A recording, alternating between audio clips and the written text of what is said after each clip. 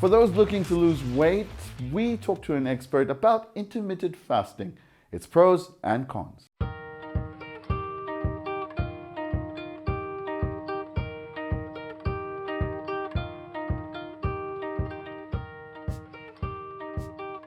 So when we refer to fasting, obviously you get religious fasting, which is usually obviously for religious purposes.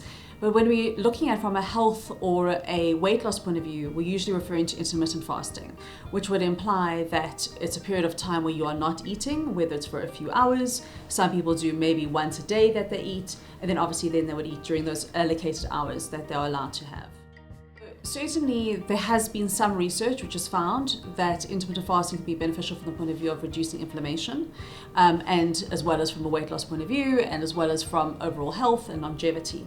However, obviously it's very hard to have very long-term studies on this because there isn't necessarily much evidence from that point of view, but certainly there are some potential health benefits that have come about.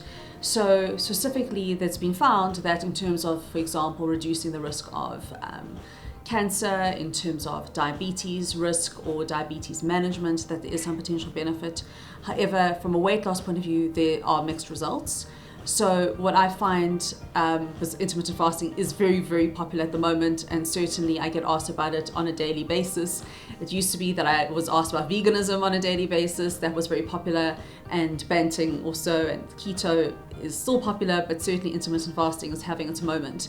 So I think it's sort of almost become, due to the whole sort of keto and banting sort of fad / phase / lifestyle for those people who follow it in that way, it's sort of an offshoot of that. But in terms of the sort of popularity of it, I think a lot of people like the idea that they can sort of eat whatever they want to an extent.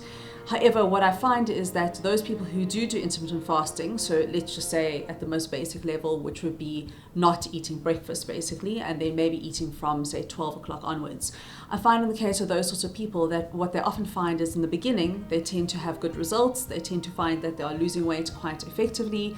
They find that it's working for them.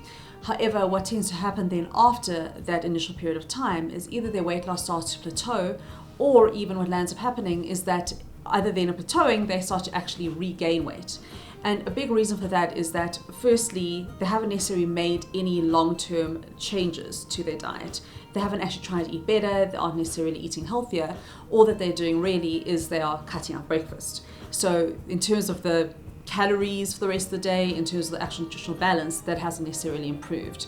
So what lands up happening then is there's a mindset of, oh, well, I haven't had breakfast, that means I can get away with an extra pastry or whatever it may be later in the day. So they don't necessarily have the calorie deficit that's required to lose weight in the long term in terms of that, and they land up then slowly regaining weight, or as I said, plateauing. I also think from the point of view of those people who have a history of any sort of restrictive eating behaviors, for example, anorexia or bulimia, that can often sort of trigger those sorts of behaviors. I've heard of forms of intermittent fasting where literally you can eat whatever you want as long as it's within 2 hours in a day.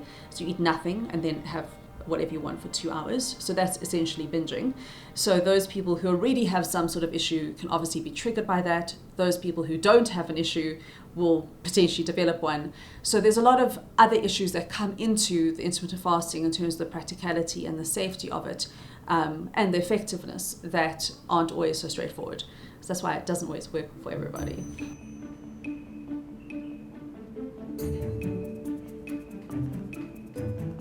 So I find that it is sustainable or more effective for those people who are not breakfast people. So if you're the kind of person who breakfast is not a priority for you, then that's fine and it can work for you, rather than forcing yourself to eat breakfast if you're not into that. However, if you're one of those people that you can't get through the day without breakfast, I know I'm one of those people, then it would not work for you. Having said that, obviously you don't know until you try. So I always say, well, if you want to give it a try, you can try it, see if it works for you. I find that those people who are very prone to inflammation, it would be something that I would recommend. So for example, if they've got a history of any sort of any inflammatory condition, then there's an application for it. But I wouldn't recommend it to everybody unnecessarily. And also there's ways to do intermittent fasting without having to do intermittent fasting. Instead of having to do, say, a 16-hour fast with an 8-hour sort of eating window, you can also do a sort of different option or an alternative where essentially you are doing sort of like you're keeping your meals within a 10 to 12 hour period. So if you, for example, eat breakfast at 7 and you're finishing eating dinner by 7, then that's at least 12 hours where you're not eating. So that also forms a kind of version of intermittent fasting because you're still creating a break of not eating. And also you can do another form of a modified fasting where, say, a couple of nights a week you only have vegetables for dinner. So you also are once again creating a period of time where you're not having, say, the protein and the carbs to the extent to which it would sort of affect the fasting period. So yeah, how it works is that it sort of helps to sort of activate certain genes that play a role in terms of potentially weight and in terms of longevity. However, it's not the only way you can do it. As I said, there are other ways to go around it, but it can be effective for the right person.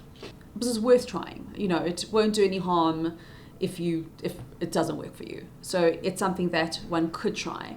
Having said that, it would never be my first choice. Unless someone was really adamant, it would not be my first choice. So for that sort of application, it works. And also for someone who, say, is concerned about sort of longevity or health risk, maybe they've got a family history, say, for example, of diabetes, whatever it may be, and they want to sort of lower their risk. That's something also that could be considered. However, even that doesn't need to be something that's an everyday thing. There was a study that came out not that long ago that found that even if you do a form of intermittent fasting, quite an extreme one, say eating once a day, or not eating at all for that day, but that I find is a bit intense, but you do that, say, for 5 days a month, not necessarily consecutive days, that in itself can have a benefit. So it doesn't have to be necessarily every single day. It can be an occasional thing where a couple of days a month you do that, yes, to quite an extreme level of, say, eating once a day, but it then is not necessary to do the rest of the time, if we're looking purely from a health point of view. So if you were wanting to do intermittent fasting, firstly it's important to look at why you want to do it. So if you want to do it because all your friends are doing it, usually not a good enough reason. So it's important to do it for the right reasons, which means that either it is for health reasons or it's for weight loss reasons if really other things haven't worked for you. And once again, making sure that it works for you from the point of view of that if you are the kind of person who desperately needs breakfast and can't get through the day without breakfast, you might struggle. So assuming you are the right person for it, then you need to decide on what makes most sense to you in terms of the sort of hours. So whether you want to do, for example, a 16-8 fast where you would only eat for 8 hours a day, whether you want to do maybe, say, a 12-hour fast, like I mentioned, where you would say only eat, say 12 hours a day and the other 12 hours a day, or 10 to 12 hours a day, you'll be eating, but the rest you're not. So it's a case of deciding what makes most sense from that time point of view. But then at the same time, thinking about what you're actually going to eat when you do want to eat. And I think that's what a lot of people ignore. So they think, oh, well, that's fine. You know, I'm not eating for the rest of the time, so I might as well just sort of do whatever.